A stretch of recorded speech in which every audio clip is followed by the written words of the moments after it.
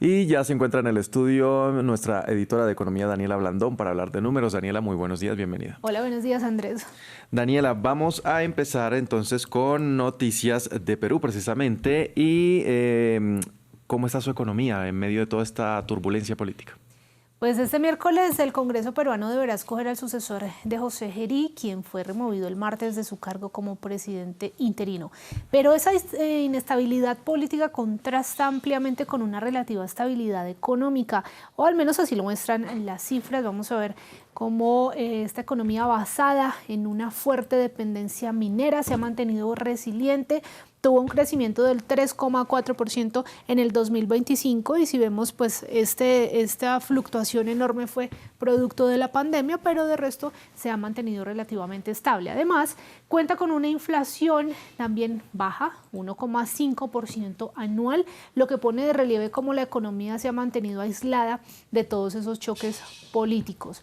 Por su parte, el sol peruano también ha resultado casi inmune. El tipo de cambio no ha tenido variaciones bruscas en los últimos 10 años. De hecho, se ha mantenido en un rango, como lo vemos acá, de entre 3 y 4 soles por cada dólar y es una de las monedas más fuertes de la región.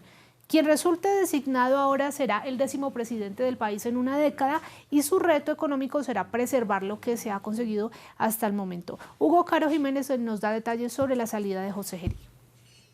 Cae otro presidente en Perú.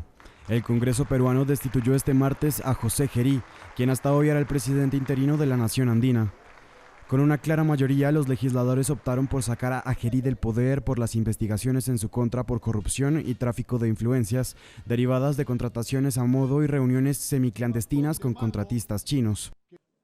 Han votado a favor 75 congresistas, 24 en contra y 3 abstenciones. Señores congresistas, las mociones de censura al presidente del Congreso de la República, encargado de la presidencia de la República, señor José Enrique Gerí Oré, han sido aprobadas.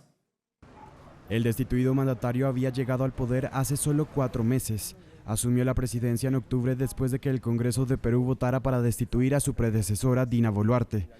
Como la exmandataria no tenía vicepresidente, Gerí, al liderar el Congreso, era el siguiente en la línea de sucesión. Sin embargo, el escándalo en su contra floreció con rapidez y la indignación en la nación era perceptible.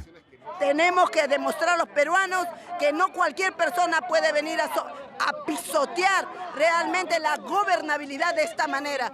Hemos tenido de todo, asesinos, ladrones, pero un psicópata sexual ya creo que es el colmo y rebalsa toda intención moral que podemos nosotros hoy tener. Si bien el actual presidente del Congreso sería el siguiente en llegar al poder, Fernando Rospigliosi se ha negado a aceptar la presidencia, por lo que los legisladores deberán elegir a un nuevo líder del legislativo, quien automáticamente asumirá la presidencia interina. Daniela, nos quedamos en la región y esta vez vamos a Cuba y la preocupación por la acumulación de basura. La basura, Andrés, se está arrumando en las esquinas de la capital, La Habana, en uno de los impactos más visibles de todo este intento de Estados Unidos de impedir que el petróleo llegue a la isla más grande del Caribe. El medio estatal Cuba Debate ha dicho que solamente 44 de los 106 camiones de basura disponibles pudieron seguir operando debido a la escasez de combustible. Naciones Unidas mostró preocupación por esta situación. El secretario general ha seguido muy de cerca la situación en Cuba y les puedo asegurar que está muy preocupado porque se está agravando a medida que las necesidades de petróleo siguen sin satisfacerse. Como saben, la Asamblea General ha pedido reiteradamente el fin del embargo impuesto por Estados Unidos a Cuba. El secretario general desea que todas las partes reanuden el diálogo y el respeto al derecho internacional. Sin embargo, nuestros equipos sobre el terreno están trabajando con el gobierno para apoyar la ayuda humanitaria al pueblo cubano.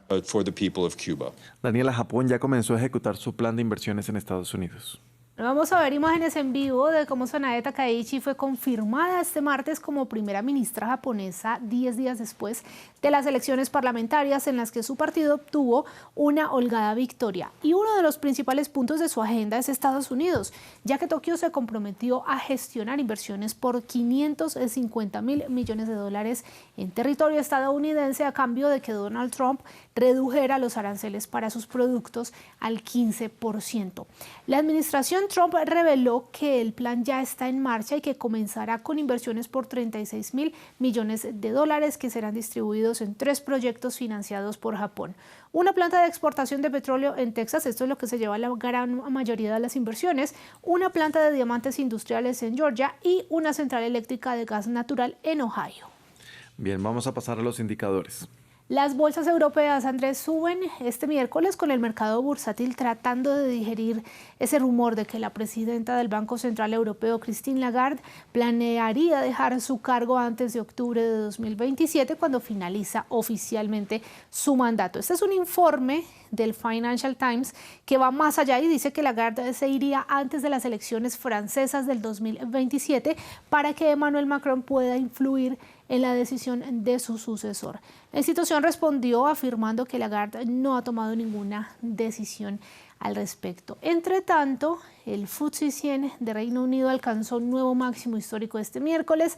Se conoció que la inflación se enfrió el mes pasado, 3% anual en enero, lo que reforzó las expectativas de un recorte de tasas de interés en marzo próximo, cuando se vuelvan a reunir. Y vamos a cerrar con nuestra cifra del día. Bueno, más de 320.000 reportes simultáneos de problemas con YouTube solamente en Estados Unidos este martes. Este fue el pico más alto que se registró de la caída generalizada de la plataforma. Estos son datos de muestra, nos dan solamente un panorama porque son de Down Detector, que monitorea este tipo de situaciones basado en reportes enviados por los usuarios, así que el número real en realidad puede variar. La empresa dijo haber restablecido el servicio, detalló que un problema con su sistema de recomendaciones impidió que los videos aparecieran en las plataformas por un periodo no muy largo, y la acción de Alphabet cerró con una pérdida de poco más del 1% el martes, seguramente con los inversionistas pues tratando de castigar esta interrupción en el servicio. Alphabet es la matriz de YouTube. Bien, Daniela, muchas gracias por este repaso a las noticias de la economía. Nos vemos mañana con más información. Por supuesto que sí, aquí estaremos. Y a ustedes, televidentes, también gracias por sintonizarnos. Hacemos una breve pausa y ya regresamos con más. Quédense con nosotros.